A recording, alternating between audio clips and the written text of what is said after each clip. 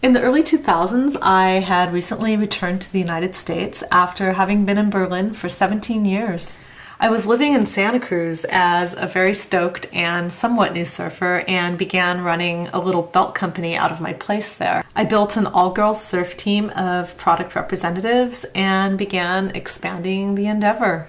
In 2003, Betty Belts were being made on Bali, and I figured that if it was to grow, then Bali was a place that I needed to explore.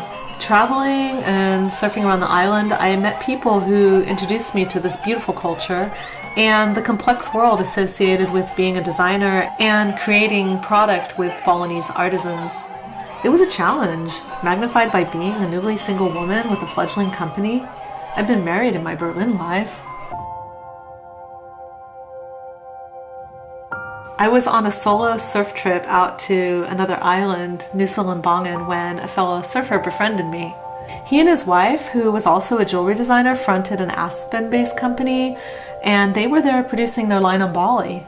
They introduced me to Ketut, who was a very young woman and just getting started in the silver business. And soon, along with numerous other amazing people, my network there started to grow. Over the years, that young woman and I built our Bali studio and what we call our Bali family, which is an amazing group of mostly female artisans recruited locally out of our village, who we trained and today are responsible for the making of our vast line of sustainably themed, high-quality, ocean-inspired jewelry.